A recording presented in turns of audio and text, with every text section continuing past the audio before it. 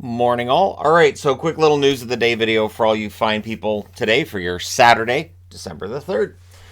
So Thatcher Demko is going to miss 6 weeks. This is not considered a worst case scenario. It could have been a lot worse. Lower body injury, so knee, groin, all that other fun stuff, ankle. Anyways, lower body injury is going to keep Demko out for 6 weeks. Not that the team's confirmed lower body injury, but it looks like one. So they've recalled Colin Delia. Now Delia's got some experience at the NHL level, and he's been good at points. He's had some mediocre times as well. This will be a chance for both Spencer Martin and Colin Delia to show how they can play at the NHL level. And for Delia, of course, he'd be looking to make himself valuable enough that either the Canucks would want to keep him around, or he might have some trade value, or at the very least, if he got waived, somebody else to pick him up. So we'll see how things go for the Canucks, but it's some dark times indeed. So the games that were postponed for the Nashville Predators due to the flooding in their building have been rescheduled. The one versus Columbus will now take place on January the 17th, and the one versus Colorado will take place on April the 14th. So April 14th, I believe, is the last day of the season, and if it's not, it's close. And so, yeah, Nashville and Colorado playing really late in the season. And the game against Columbus pushed to January 17th, and we'll see how things go with those games when they take place. Good news for Tampa Bay fans, and I'm sure for fans around the rest of the league, they'll say, oh, good, they're getting healthier. Anthony Cirelli's making his season debut tonight against the Toronto Maple Leafs. So we'll see how Cirelli does with his newly signed contract. He was one of those ones that signed the big long-term extension over the summer, I believe, for Tampa Bay, along with Sergachev and whatnot. And yeah, I mean, so far those 8-year contracts look like it probably a pretty good idea. The Tampa Bay Lightning continue to just keep rolling. Speaking of rolling, the Edmonton Oilers hope to get things rolling. They're in a game against the Oilers or against the Canadiens tonight. Hopefully they're not playing against themselves.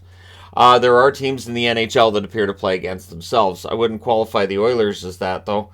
Skinner seems to have taken over as the starter now, and this was a gradual turn.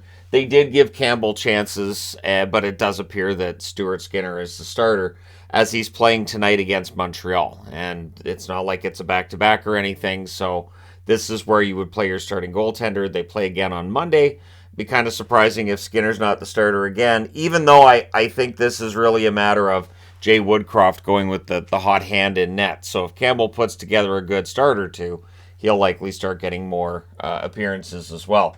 It's smart coaching. We don't always see that, though. We will see some coaches that keep going back to a starting goaltender that just clearly isn't having a great season or not playing a backup enough. So for Edmonton, a team that needs to make the playoffs and needs to make some waves when they get there this year, Stuart Skinner playing well is good news.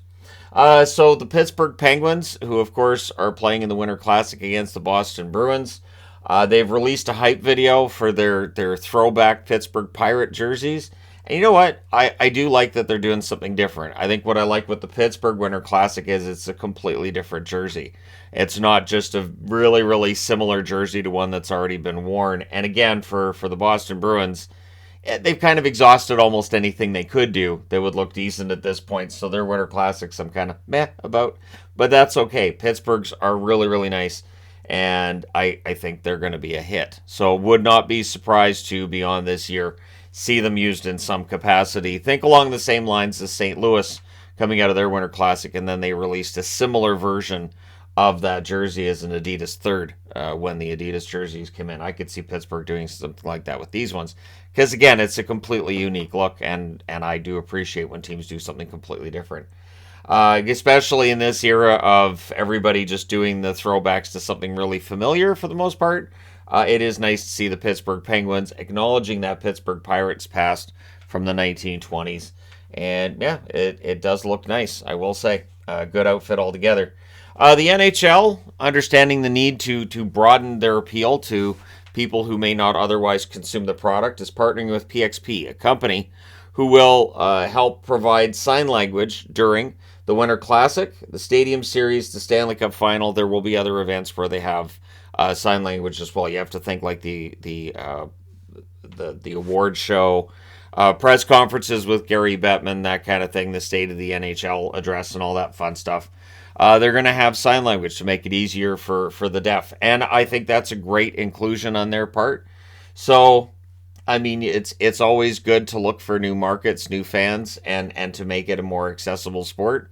The NHL is definitely associated with a sport in hockey that is not always the most accessible, definitely not the cheapest to play. So yeah, I do think this is encouraging. I think it's good, and so there you go. Let me know your thoughts in the comment section below. As always, see, I told you it was a quick news video. Don't forget to hit like and subscribe if you're browsing your way through. You just happened upon this video. Thank you guys so much for watching, for all your support. I will talk to you again soon.